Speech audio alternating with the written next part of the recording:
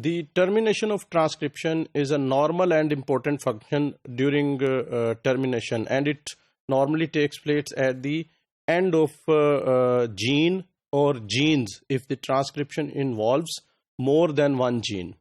However, an unusual termination may be triggered by abnormal or damaged DNA or by other and unanticipated hindrances.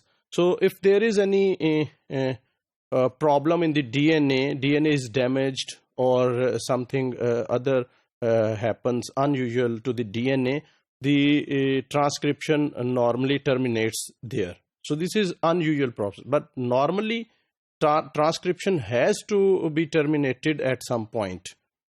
The sequences called terminators trigger the elongating polymerase to dissociate from the DNA and release the RNA chain it has synthesized. So there are some specific sequences in the DNA, and these sequences are called terminators.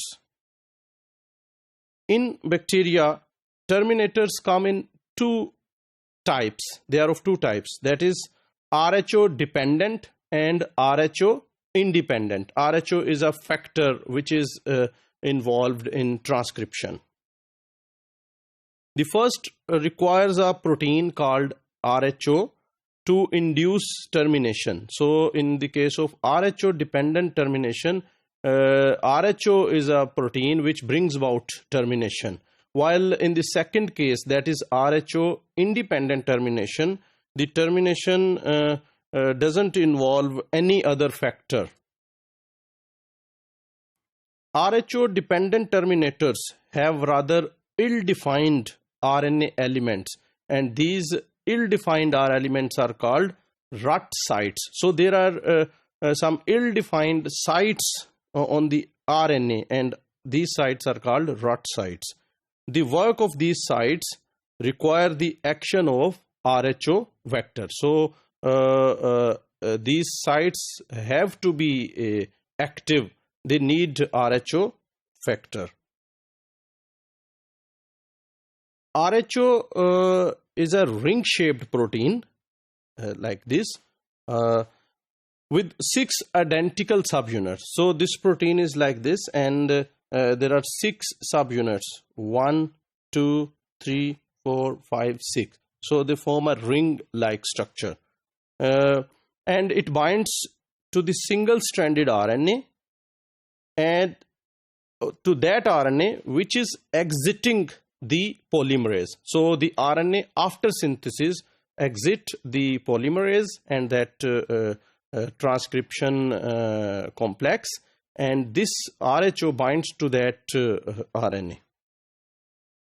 The protein also has an ATPase activity, and once attached to the transcript, RHO uses the energy derived from ATP hydrolysis to induce termination. So this termination by RHO is triggered by the ATP hydrolysis, and the ATP hydrolysis generates that energy which is required for the termination.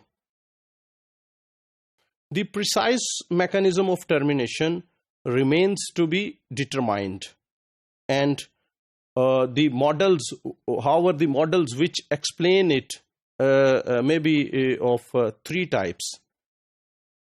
For example, the first model describes that RHO pushes polymerase forward relative to the DNA and RNA. So if polymerase is present at some site, this RHO pushes this polymerase somewhat forward on this RNA transcript, DNA transcript and RNA chain. So it moves like this, and it results in the termination in a manner analogous to the termination by the protein TRCF. TRCF is transcription repair coupling factor. So it works, this RHO mechanism works just like TRCF. RHO binds double-stranded DNA upstream of the polymerase and translocates along the DNA until it collides the RNA polymerase. So it binds to the DNA upstream, and then it translocates along the DNA strand. And as it translocates, it finally collides with the polymerase, which is present at some site. And in this way, it pushes the polymerase forward. The collision pushes polymerase forward, causing dissociation of the ternary complex of RNA polymerase, template DNA, and the transcript RNA. So in the transcription complex, which is a ternary complex, and three substances are present in this complex. One is double-stranded DNA, the other one is this polymerase, and the third one is newly synthesized RNA. So this ternary complex is dissociated after the collision of RHO factor.